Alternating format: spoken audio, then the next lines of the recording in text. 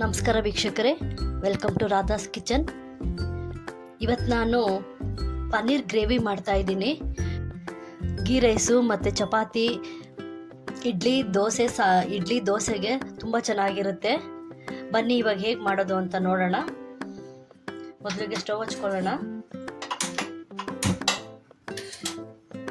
ಇದಕ್ಕೆ ಸ್ವಲ್ಪ ಎಣ್ಣೆ ಜಾಸ್ತಿ ಬೇಕಾಗುತ್ತೆ.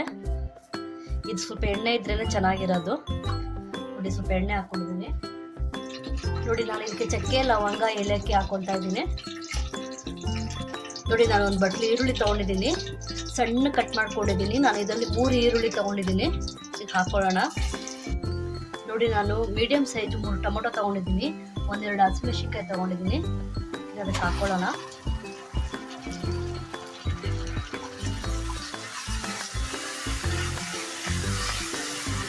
ನೋಡಿ, 1 ಸ್ಪೂನ್ ಆಗೋಷ್ಟು ಉಪ್ಪು ಹಾಕ್ತಾ ಇದ್ದೀನಿ.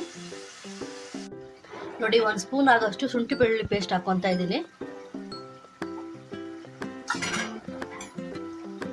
ನೋಡಿ, ಸಣ್ಣಗೆ ಹೆಚ್ಚಿಟ್ಕೊಂಡಿರೋಂಥ ಸ್ವಲ್ಪ ಪುದೀನ, ಸ್ವಲ್ಪ ಕೊತ್ತಂಬರಿ ಹಾಕೊತಾ ಇದ್ದೀನಿ. ಚೆನ್ನಾಗಿ ಕಲಿಸ್ಕೊಳ್ಳೋಣ. ನೋಡಿ, ಇವಾಗ ನಾನು ಮಿಕ್ಸಿಗೆ ಒಂದು 10-15 ಗೋಡಂಬಿ, 1 ಸ್ಪೂನ್ ಆಗೋಷ್ಟು ಗಸಗಸೆ ಬಿಸಿನೀರಲ್ಲಿ ಹಾಕಿ ಇಟ್ಕೊಂಡು ನೆನೆಸ್ಕೊಂಡಿದ್ದೀನಿ. ಇವಾಗ ಇದನ್ನು ಮಿಕ್ಸಿಗೆ ಹಾಕ್ಕೊಳ್ಳೋಣ. ನೋಡಿ, 1 ಈರುಳ್ಳಿನ ನಾನು ಸುಟ್ಕೊಂಡಿದ್ದೀನಿ, ಒಂದು ಸ್ವಲ್ಪ ತೆಂಗಿನಕಾಯಿ, ಇದನ್ನು ಹಾಕೊತಾ ಇದ್ದೀನಿ ಮಿಕ್ಸಿಗೆ. ನೋಡಿ, ಟೊಮೊಟೊ ಎಲ್ಲ ಇವಾಗ ಚೆನ್ನಾಗಿ ಸ್ಮ್ಯಾಶ್ ಆಗಿದೆ. ಇವಾಗ ಇದಕ್ಕೆ ಮಸಾಲೆ ಪದಾರ್ಥಗಳನ್ನ ಹಾಕೊಳ್ಳೋಣ.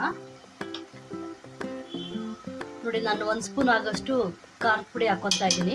ನೋಡಿ, 1 ಸ್ಪೂನ್ ಧನಿಯಾ ಪುಡಿ ಹಾಕೊತಾ ಇದ್ದೀನಿ. 1 ಸ್ಪೂನ್ ಆಗೋಷ್ಟು ಗರಂ ಮಸಾಲ. ಚೆನ್ನಾಗಿ ಕಲಿಸ್ಕೊಳ್ಳೋಣ. ನೋಡಿ, ನಾನು ಇವಾಗ ರುಬ್ಬಿಟ್ಕೊಂಡ್ಬಂದಿರೋದು ಪೇಸ್ಟ್ ಕೂಡ ಹಾಕೊತಾ ಇದ್ದೀನಿ. ನೋಡಿ, ಈ ಥರ ನುಣ್ಣಗಿರ್ಬೇಕು ಪೇಸ್ಟು. ನೋಡಿ, ಇವಾಗ ಇದನ್ನು ಹಾಕೊಳ್ಳೋಣ.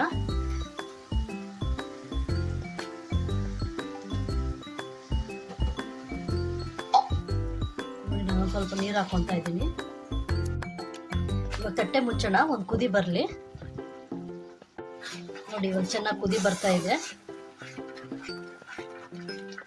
ಪನ್ನೀರ್ನ ಉಪ್ಪು, ಅರಿಶಿನ ಪುಡಿ, ಖಾರದ ಪುಡಿ ಹಾಕಿ ಸ್ವಲ್ಪ ಎಣ್ಣೆ ಹಾಕಿ ಫ್ರೈ ಮಾಡಿ ಇಟ್ಕೊಂಡಿದ್ದೀನಿ. ಇವಾಗ ಇದಕ್ಕೆ ಹಾಕೊತಾ ಇದ್ದೀನಿ. ನೋಡಿ, ಇವಾಗ ಎಣ್ಣೆ ಎಲ್ಲ ಬಿಟ್ಕೊತಾ ಇದೆ. ನೋಡಿ, ಇವಾಗ ಲಾಸ್ಟಲ್ಲಿ ಸ್ವಲ್ಪ ಕಸ್ತೂರಿ ಮೆಥಿ ಹಾಕ್ತಾ ಇದ್ದೀನಿ. ಕಸ್ತೂರಿ ಮೇಥಿ ಹಾಕಿದ್ಮೇಲೆ ತಟ್ಟೆ ಮುಚ್ಚಿಬಿಟ್ಟು ಸ್ಟವ್ ಆಫ್ ಮಾಡ್ಕೊಂಬಿಡಿ. ನೋಡಿ ವೀಕ್ಷಕರೇ, ಪನ್ನೀರ್ ಗ್ರೇವಿ ಮಸಾಲ ರೆಡಿ ಆಗಿದೆ. ನೀವು ಒಂದ್ಸರಿ ಮಾಡ್ಕೊಳ್ಳಿ. ಇದು ಗೀ ರೈಸು ಮತ್ತು ಜೀರಾ ರೈಸ್ಗೆ, ಚಪಾತಿ, ಪೂರಿ, ದೋಸೆ, ಇಡ್ಲಿಗೆ ತುಂಬಾ ಚೆನ್ನಾಗಿರುತ್ತೆ. ನೀವು ಒಂದ್ಸರಿ ಟ್ರೈ ಮಾಡಿ, ಬಹಳ ಬೇಗನೂ ಆಗುತ್ತೆ. ನನ್ನ ಚಾನಲ್ ಇಷ್ಟ ಆದರೆ ಲೈಕ್ ಮಾಡಿ, ಶೇರ್ ಮಾಡಿ, ಸಬ್ಸ್ಕ್ರೈಬ್ ಮಾಡಿ ಫ್ರೆಂಡ್ಸ್.